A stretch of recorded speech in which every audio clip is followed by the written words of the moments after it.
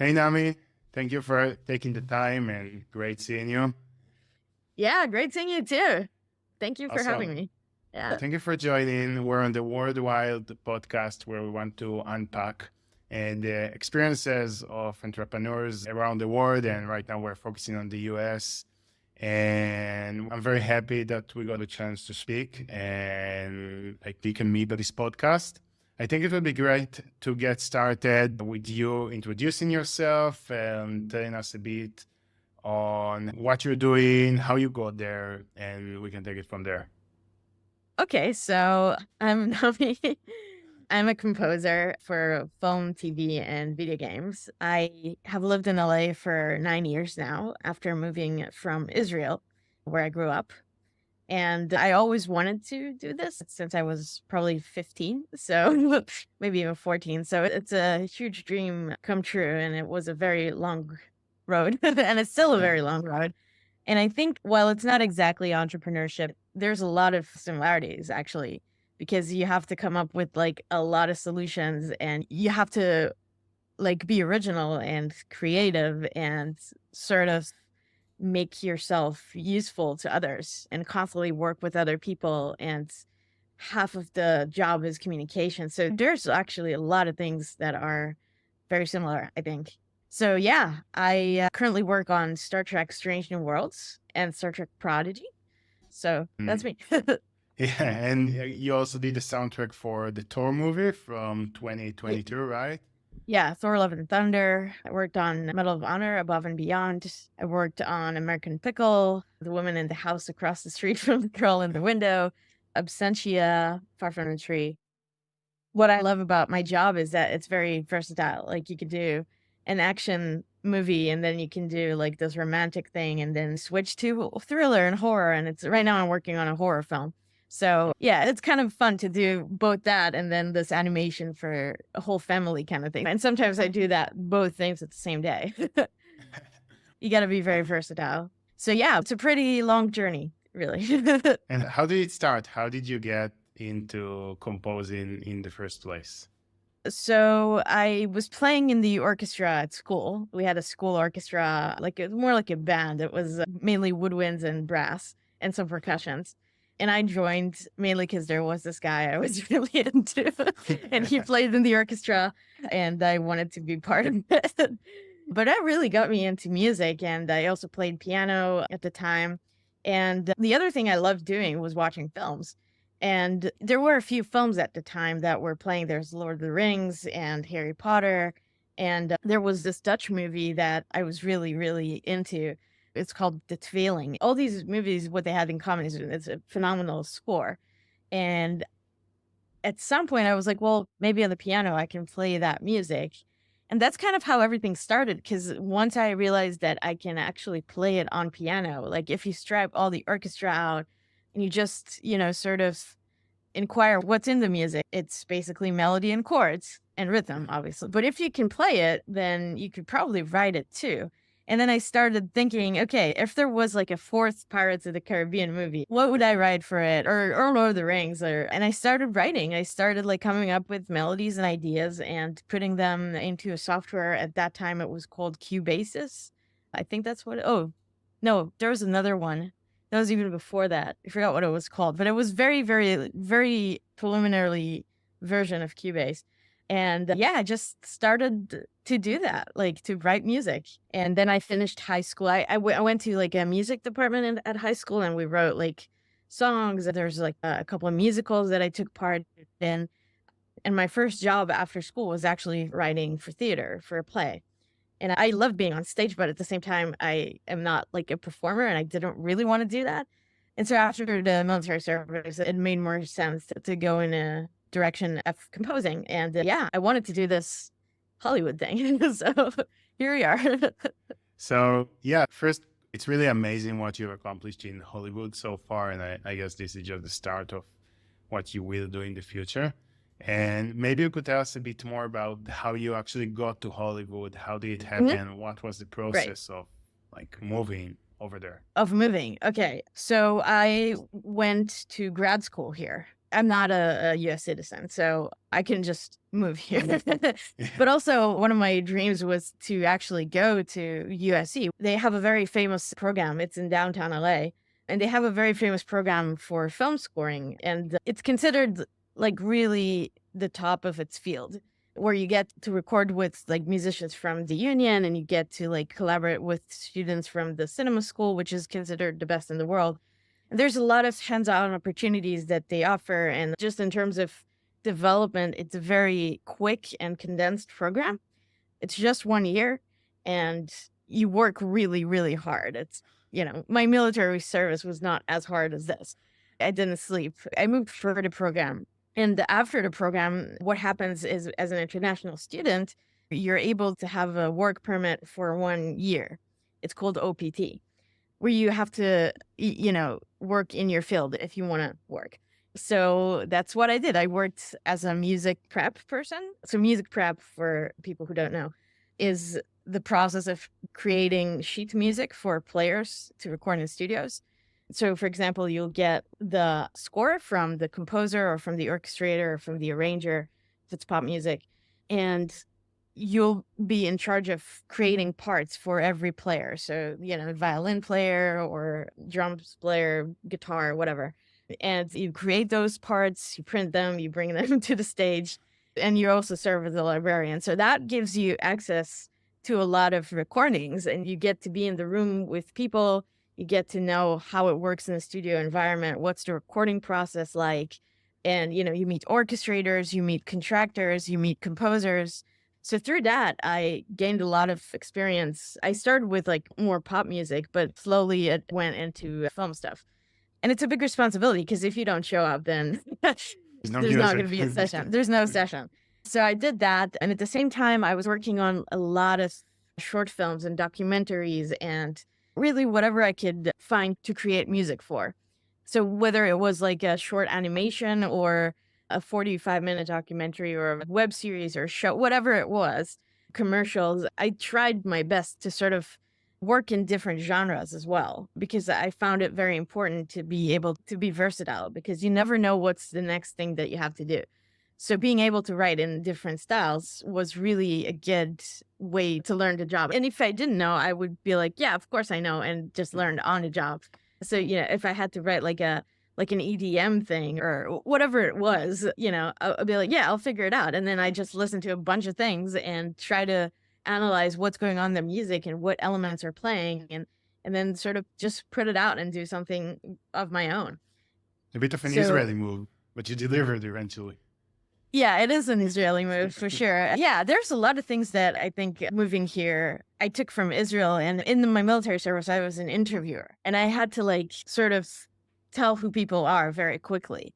And I think that was very useful coming here, because in Hollywood, there's like a lot of Hollywood people, and you want to cut through like some stuff, and you want to know if that person is really serious about what they're doing, or are they genuine. I moved here, I'm like, everyone is so nice, but are they really like, maybe they're too nice. So yeah, there's some cultural differences for sure. But I think thinking outside the box really helps. And Israelis, that's kind of how we operate. How we grew up. Yeah, that's how we operate. And Yeah. okay, so you moved to Hollywood, and what was kind of like the personal price that you felt you were paying for doing this change? Like, instead of staying in Israel in your home environment, what was the price you paid from personal perspective? Yeah, that's a great question. When I moved, I did not feel like I'm paying any price. It's so funny because I now feel that I have paid that price, but it took me about 8 years to get there. Yeah, so that price is, missing out on like family events and friends events, and like just, being part of the community in Israel, which I love. And the reason I moved was not because I don't love, the culture or the people or my environment there. It was for work. And yeah, I feel like I'm missing out on a lot of things. I think when you're so invested in your career and in your dreams, sometimes you don't plan for that you plan for that to work, you believe in yourself, but you don't plan for the other stuff as well. Like if Yeah. you asked me when I was 18, where would I be in 10 years? I'd be like, well, I want to do the Hollywood thing, but I also want to be married to my ex-boyfriend at the time and have kids and do all these other things. at some point, I had to choose. I couldn't be in Israel and do what I do now. It was not an option. But I think in a few years, I could potentially live elsewhere and do a lot of things remotely or fly out or things like that. I think that is Yeah, actually possible. But when you want to achieve something, you kind of have to be in that spot and meet the people in person in the room and establish yourself and prove yourself, like climb the ranks a little bit. exactly. And I think a lot of the people in tech are like, I could do this remotely, and like, I can work like on the late hours or the night hours here. But I guess for your role, there is no remote. You don't work over Zoom. You have to be there, right? Well, yes and no. Some stuff I do over Zoom, like a lot of like spotting sessions. Do you know what spotting is? I can No? explain. So spotting is when you receive a movie or a show or like an episode, and you go through that movie with the director or showrunner if it's a TV show. A lot of times the editor will also be there, and you discuss what kind of score you want to do for every scene and what tone and what orchestration, what style.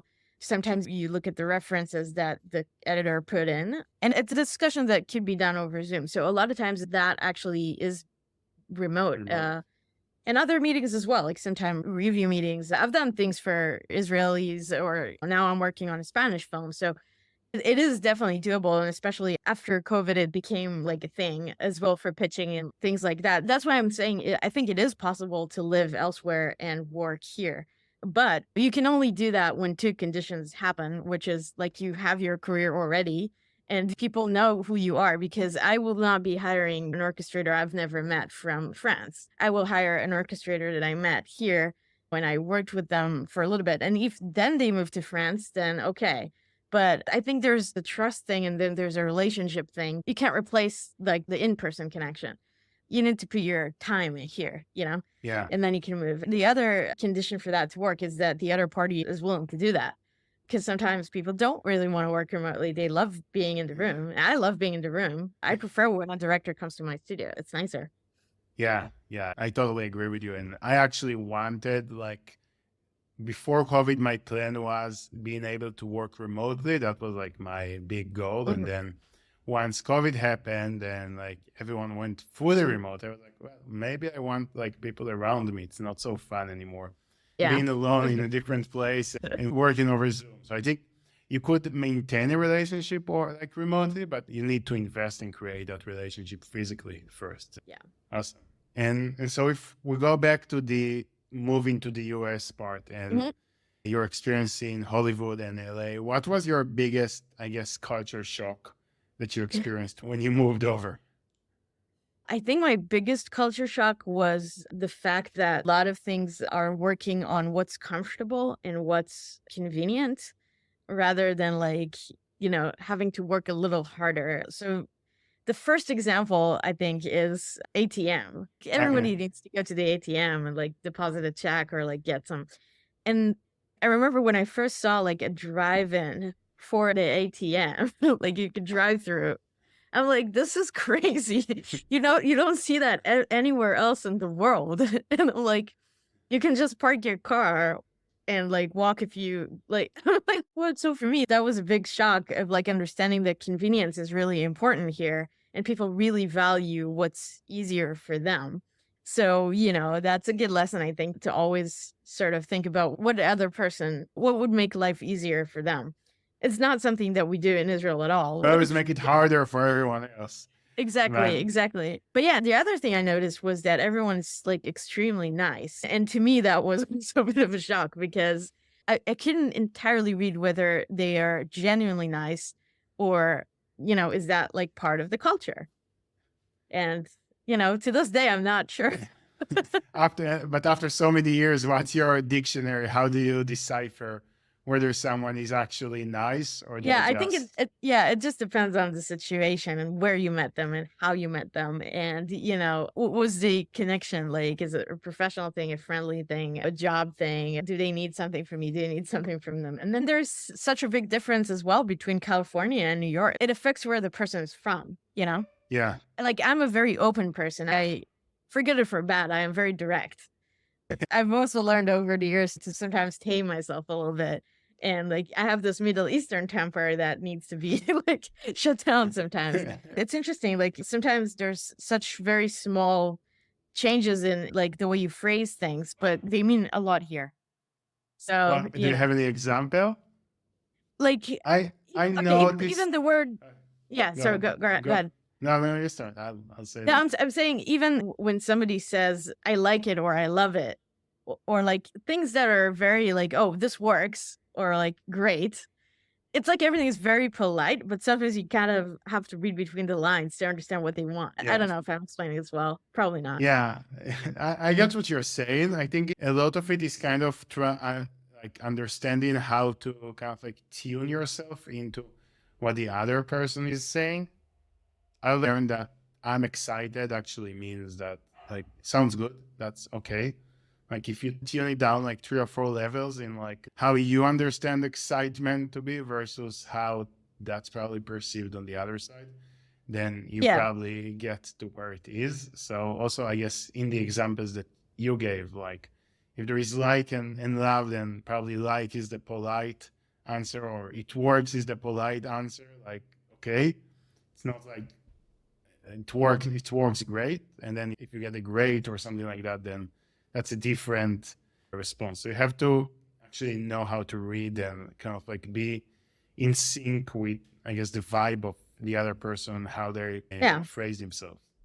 Like, yeah, there's a lot of reading between the lines, I think. It even happens on conversations when you meet people at a dinner party and you're like, yeah, we should get together sometime. And you both know that it's not going to happen. And then when it actually happens, you're like, oh, okay, I guess I was wrong.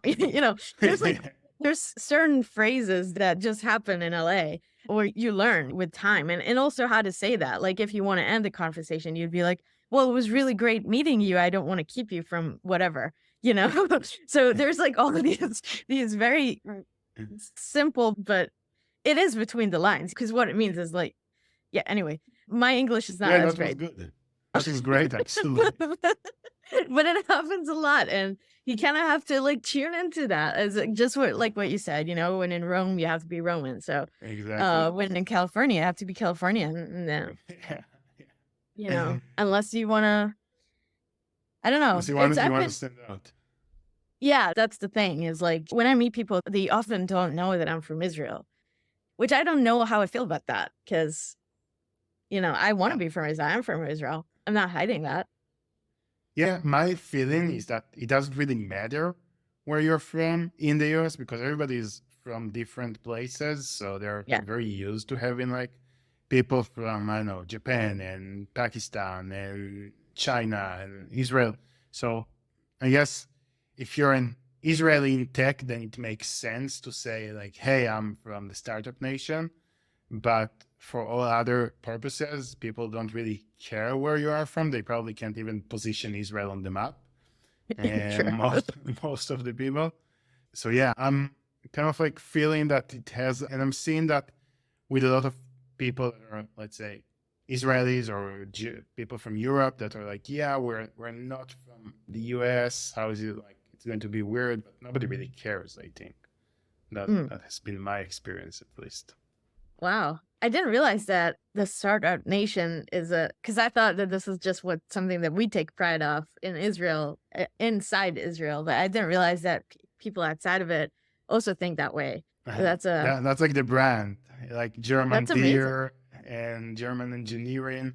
So startup nation for Israelis, I guess like something else for French people. And wow. But yeah, this is like known around, but nobody cares if you're like a designer from Israel or something like that. Wow. You could just be a designer. Yeah, exactly. You could just be a composer, same thing. It's like, but yeah. So you're a stalker going up once you say I'm from Israel, and I do. Yeah.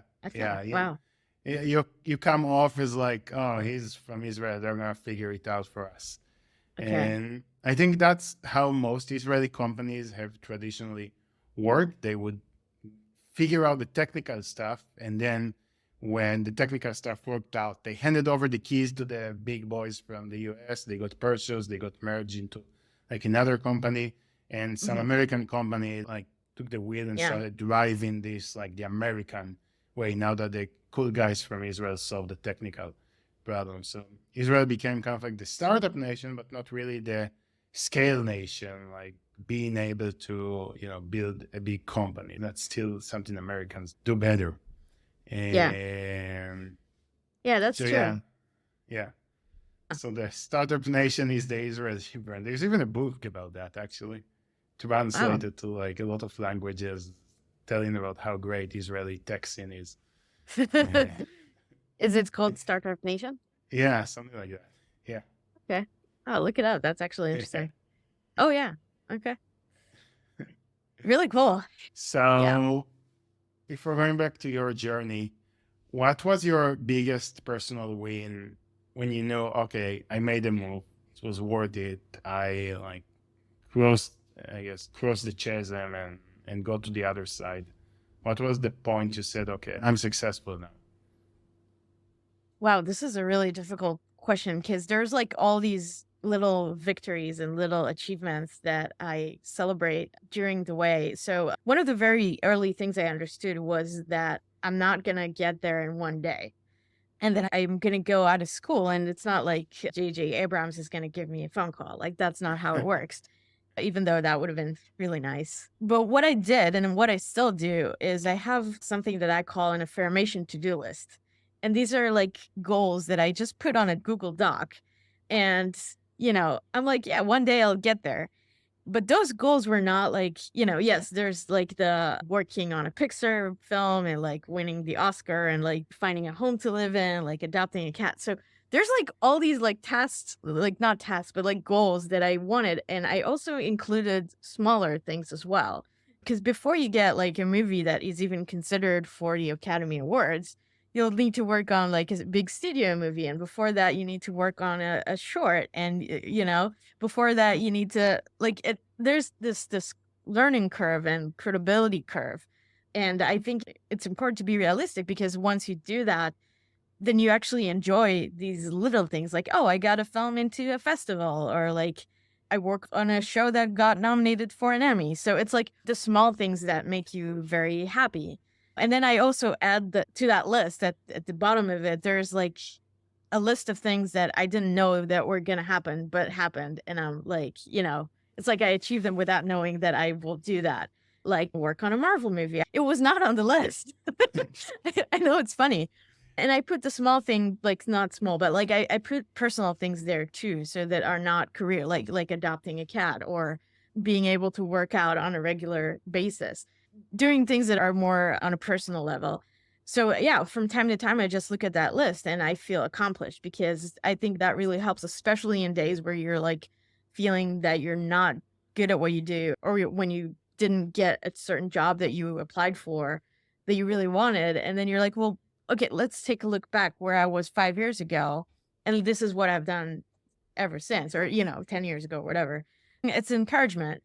And I think the biggest milestones, because you were asking about like something more major, I think was probably around the end of 2018, where I booked like my first TV show here in LA. I've worked on stuff in Israel before, but like, this was like LA thing. And they had this contract of 30 pages. And I'm like, okay, this is bigger than I've ever done.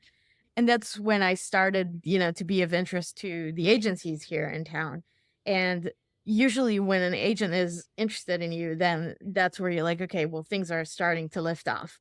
So that was one huge thing that happened for me, was to start working with Maria, my agent from Corfin Schwartz. And the other thing that was like a major step in my career was getting that call, not from JJ Abrams, but from Michael Giacchino. And like, that is like probably the biggest thing that is on that list that I never thought would happen, but it did. And I'm so grateful that it did, because he's like an incredible mentor, and also, opened so many doors for me in my career. I would not be where I am without him. So yeah, sometimes happy things happen. And even if you didn't plan for them, but if you played your cards right and you did all the hard work, then maybe some stuff will happen. Things are already in motion. But again, feeling successful, I think to me, is also when I work on a certain episode and I made it better, my music has made it better. Or if I get like a scene that was difficult and I feel like it's a puzzle, I need to figure out how to fit all the parts together, how to make this dialogue work, how to complement it in the best possible way. I feel very accomplished when I do that. This was always the case, even with like projects in a smaller scale before I worked on studio stuff. And so this call with Michael, how did it begin and how did you get there? Yeah, that was completely unexpected. So I pitched on a film called An American Pickle, which is a comedy drama by Seth Rogen, and it's very Jewish themed. So this was when I first started talking with my agent Maria, and she was like, "You're Jewish, you're an immigrant. This is really like that story, and you're very good with comedy." So I put that reel together, and it was really a strong reel. Like I felt I did a good job. But I didn't hear from them. And usually it takes a while until you hear from them. But I was like, how did I not hear from them? Like, this is a really good reel. I have too much confidence, probably, which is a good thing. It's good to have confidence. And yeah, and then ultimately the phone did ring. And then Maria's assistant just said, like, I have Maria Machado and Michael Giacchino on the line for you. And I'm like, what? And then I asked if it was my birthday because, like, it was what. And he was like, "Yeah, I heard it was your birthday. Happy birthday!" So he went on with the joke, and then he suggests that we work together on that movie, and I'm like, "This is better than I could ever imagine." Because, if I had booked that movie on my own, that would have been great. But the opportunity to get to know him, and that he gets to know me and what I am able to do with things, enabled way more things that happened after, like, the introduction to Star Trek and Medal of Honor and Thor and all these other things. It was like a dream come true. It's like one of those things that you don't even imagine that would happen. It's very surreal. So yeah, it was a pretty good call. Yeah. The partnership was eventually, I guess, more substantial than the movie itself, right? Like the partnership with Michael and having him like open doors for you, which is, I guess, the way it works, right? You do some good work and then you get more work and then you get the prize. Well, yeah. And I think it's every industry. It's like that, where references take a big part of it. References in relationships. And that's how I operate from the very beginning, because to me, even if a short film that I worked on was screening somewhere in LA, and I'm like, I should go because the director is going to be there, the producer and the editor, but also people I've not met that worked on this film. So actors and other producers, maybe sound designer, like, music supervisor, people maybe that I wasn't in contact with. But when you go together and you celebrate your film, then you form a new relationship. Sometimes that actor will then remember they like your music, and the next project that they do, they'll reference you as a good option for writing the music. So that's how it works on indie movies, but also on studio level as well. So yeah, I think in the overall scheme of things, I am very glad that I did not get that movie on my own. Yeah. And so let's elaborate a bit on that and maybe speak about the culture of success in Hollywood and what's your experience really creating with other people and the multicultural experience in Hollywood. Maybe that's a few how much topics time do you have? This is like a whole day, I think, worth of talk. Yeah, the success culture. Wow. I gotta say that, like, it's not always what it seems. Like, somebody could seem very successful on social media or like on, like, I don't know. To me, I think success is something so personal because it is about your dreams. Like, you can't really compare yourself to, let's say, John Williams, right? He's successful. He's amazing, an amazing composer. But like, you're not with the same set of circumstances and skill and experiences. You are the sum of your experiences. So I think you can only like have your success with yourself, and the appearance of it is less important. Like, I drive a car that does not reflect my level of success, but I don't feel like I need it. It's silly. So there's a lot of like outside looks that I think are playing a big part. And sometimes I do have to play to that as well, but not always. I give you the simplest example. Like, a few years ago when I still lived in a 1-bedroom apartment and I had my studio in the living room, like, the 3 screens, and I was like, okay, I need to upgrade. And I bought like a big screen, like a big TV screen, so that when I show my work to a director, they'll be, able to see it on a bigger screen. And I actually noticed that once people entered the room, they're like, wow, this is so cool. And the only thing I changed was the size of the screen. So maybe appearing successful matters, cause success attracts more success. but I really think it's an inner thing rather than an outside thing. So I'm still very careful with how big, I eat things. It's, How big the TV is. yeah, right now Okay. it's huge, but In the second part of this, maybe your experience creating with other people in Hollywood. So it's a very multicultural place. How do you find this, let's yeah, say, compared to other environments you've been in? I love it. I think that's part of why I'm here and why I feel connected to here. Because you're right, everyone comes to realize their dreams here in America in general, because there's all this promise of the American dream that everyone, grew up like Yeah. watching films and like experiencing that American dream through other lens. I mean, that's, partly why I'm here is because of the Gilmore Girls, because I watched that show and I was like, I gotta go there and like, I want to do this. Like, this is amazing.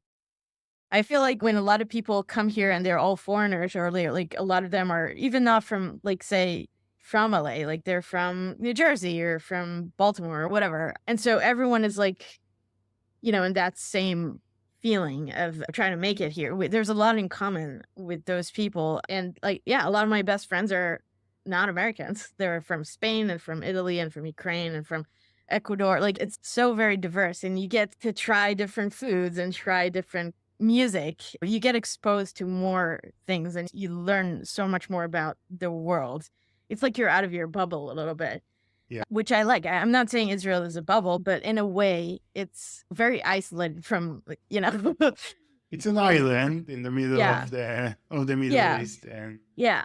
And I guess I feel there's more access here to everything. And yeah, so that's something that I really love about it. what do you Yeah. mean by And different, access? I Sorry. mean, well, there's two things. Like access could be like a more literal access. So everything is more convenient, right? You want something from Amazon, it'll arrive here like same day or the day after.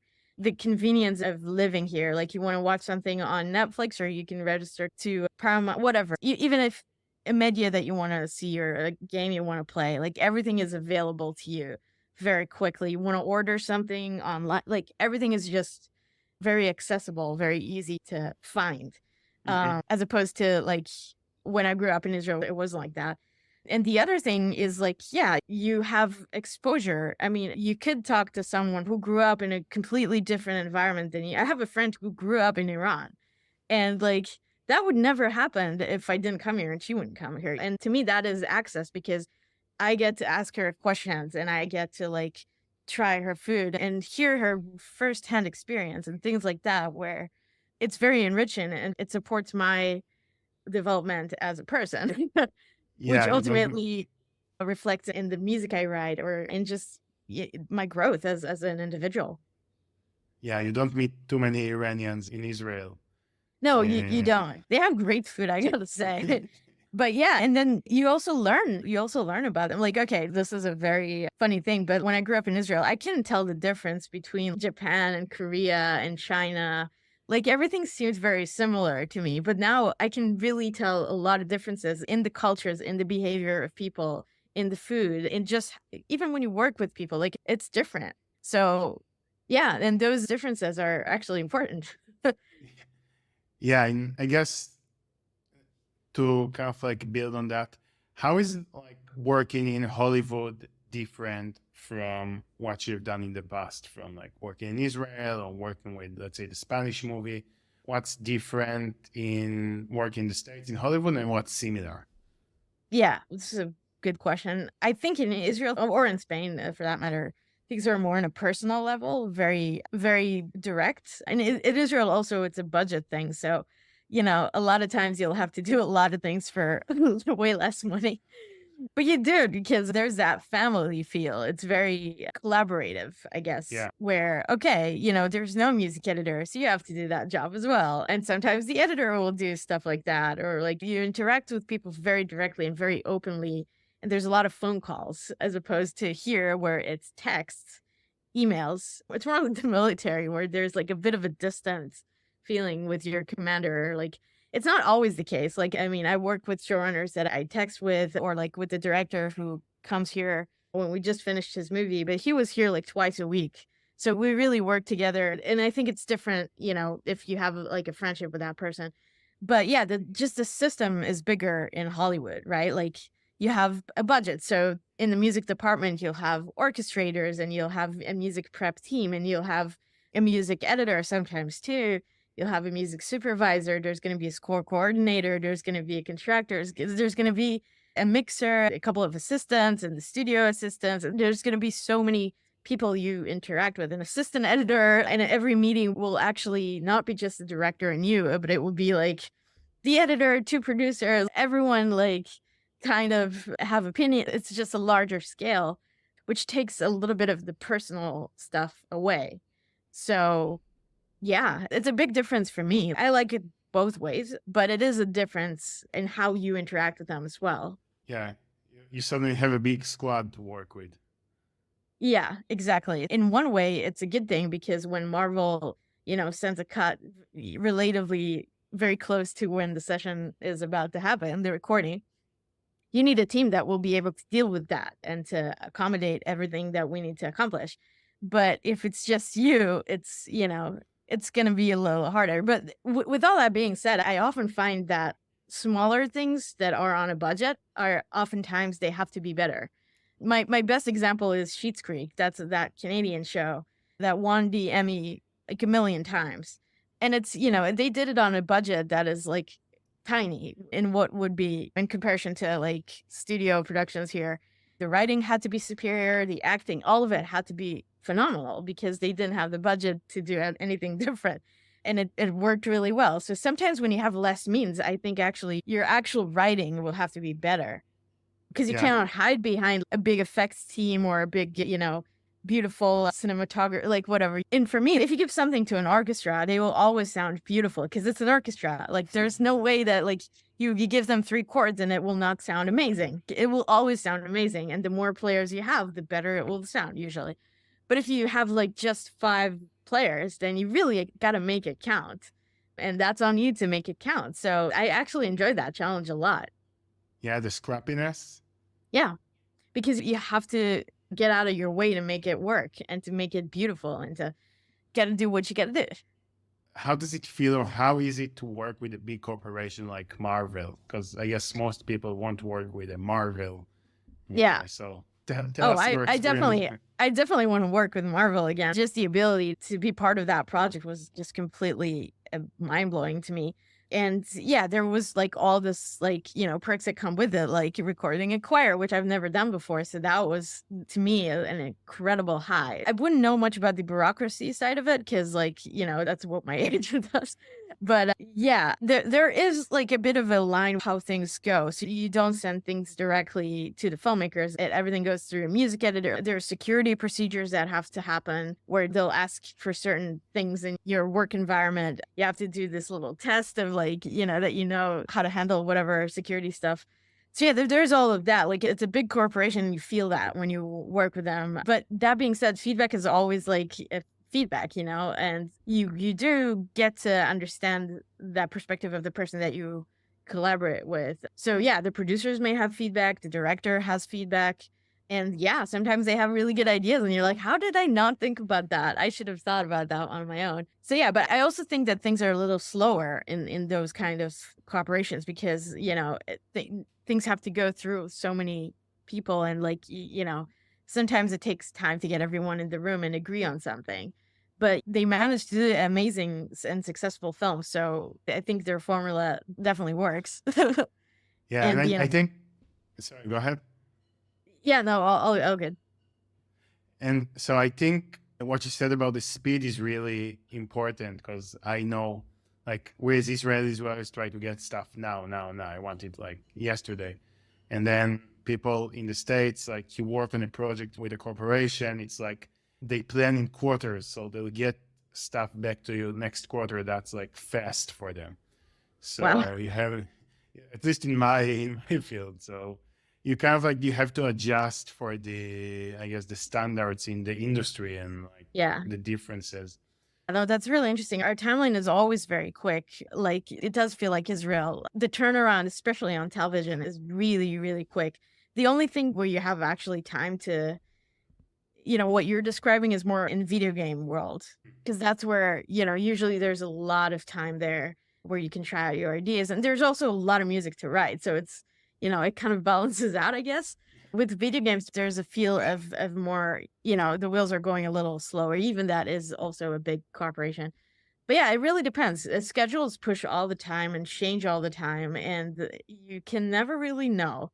Like it happens to me a lot where I sign on a project and then it postpones and then it comes on top of another project and then you're like, "Oh shit." Like, you know. So, yeah, you got to deal with that. And that's where a team comes in because it is important to have, people who can help you out. Yeah. Cool. So I've got my last question, and then Okay. if you want to add something, that would be great. But maybe as a wrap-up question, what's your tip to someone that wants to make it in Hollywood, in the States? What would be your golden tip? So this was actually not my tip, but my professor's tip from USC. But I love it. And I've been working with that ever since he said it. And it works out for me. So I'm going to say that. Work hard, be nice, and get lucky. And I think that really sums up all the three things that need to happen, because work hard is work your ass off, get those credits, do the work that you say that you can do, be credible, be on time, and bring the goods. And once you've done all of that, you also want to get hired again. So you should be nice, and getting nice will go a long way. I mean, even if you say yes to something that you wouldn't necessarily say yes to, but you never know what it's going to lead and what's going to lead to.